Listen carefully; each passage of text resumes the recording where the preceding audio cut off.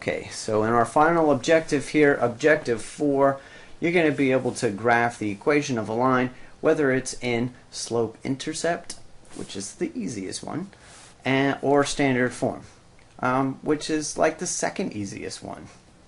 Anyway, perhaps, oh wait, this is missing something. There we go, a graph grid. Perhaps you recognize that bridge there. That's the Margaret Hunt Hill Bridge in Dallas with its little parabola thing. And I chose it, of course, because all those cables that are coming down, they make lines that, with the graph paper, look like lines that you would have graphed in like algebra class.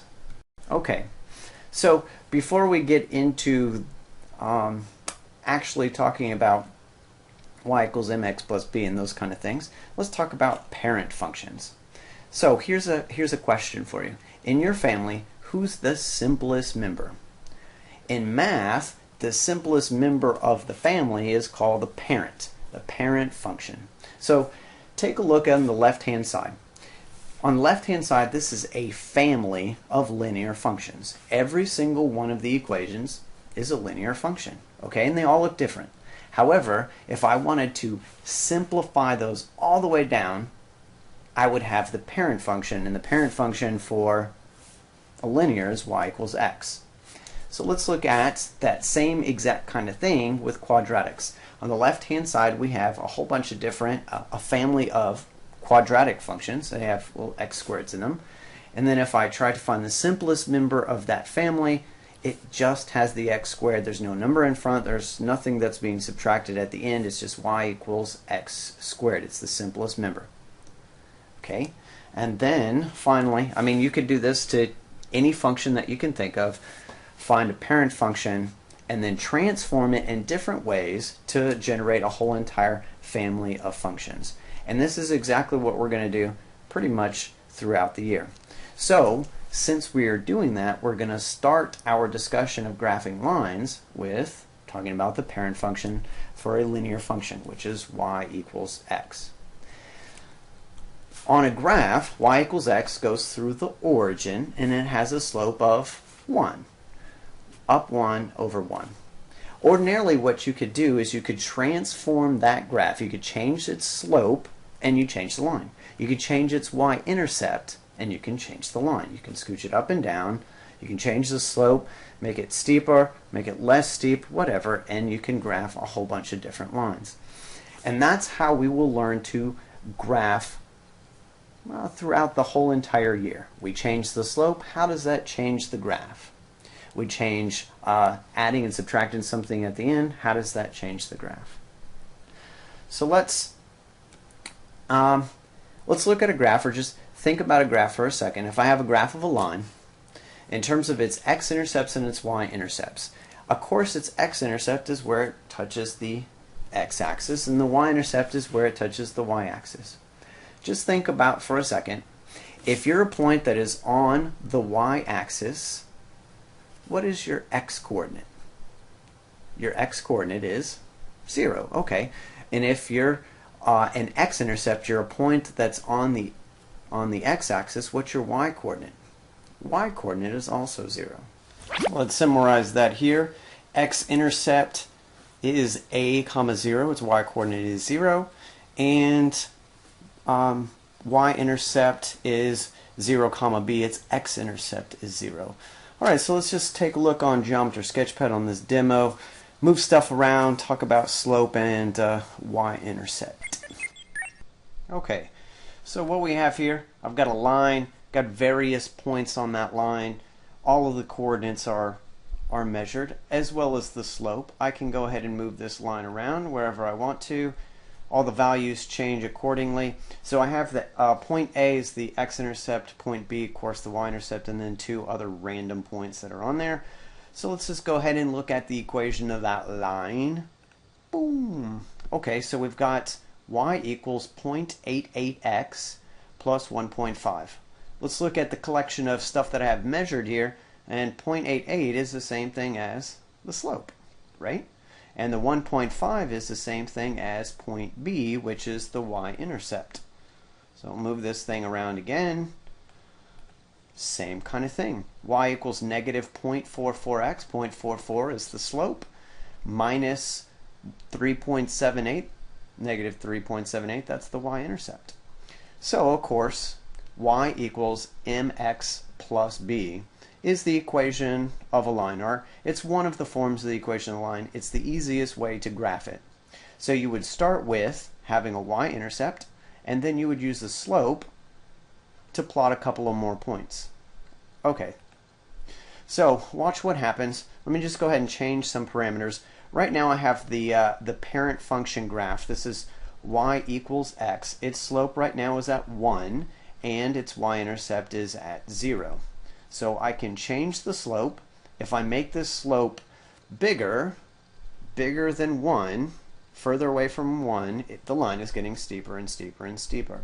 If I make it closer to 1, starting to flatten out and getting more and more horizontal, and then of course it flips to being downhill, going downhill or falling if it's negative. Okay, put that back at 1. And then of course if I move my y-intercept, it is just moving it up if I increase it, or down if I decrease it. Okay, so there's some transformations on the parent function for you. And then finally, I have a line right here. Let's just try to guess what the equation of the line is. I've got a slope measured, I've got a y-intercept measured. Hey, that should be pretty easy. The equation of that line should be y equals negative 0.38x minus 3.5. Well, look at that, I got it right. So, the slope-intercept form of a line is y equals mx plus b. Of course, we probably knew that in our sleep. We could recite it pretty easily, where the m is the slope, of course, and the b is the y-intercept. And as a point in the coordinate plane, it always is of the form 0, comma b, right? Alright, so graphing these things is pretty easy. So here are the steps involved. So step number 1, you want to solve your equation for y. This is assuming that it's not in y equals form, it's not in slope-intercept form. Then if we want to graph it, we're going to start by plotting the y-intercept. Put a little dot on your b value. And then you're going to use your slope, your m value, to plot a couple of more points.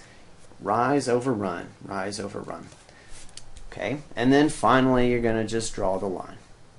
So now is the time when you need a little bit of graph paper. You have some printed out? If you don't have graph paper, some graph grids maybe? Alright, good. So, without using a graphing calculator, let's graph each of these lines. So the first one, y equals negative x plus 2. Where am I going to start graphing that? I start graphing it at the y-intercept, which is 2. 2, put a dot. Excellent. Okay, and now my slope is, well, the slope is just this negative sign, which of course means negative 1. Now, if it is an integer for your slope, always put it over 1 so you can have a rise and a run. If you have a negative rise, that means I have to go down 1 and right 1. Down 1, right 1. Alternatively, I could put that negative sign on the bottom and it would have been up 1, left 1, up 1, left 1. Alright, let's see how good of a job I can do connecting these dots with purple.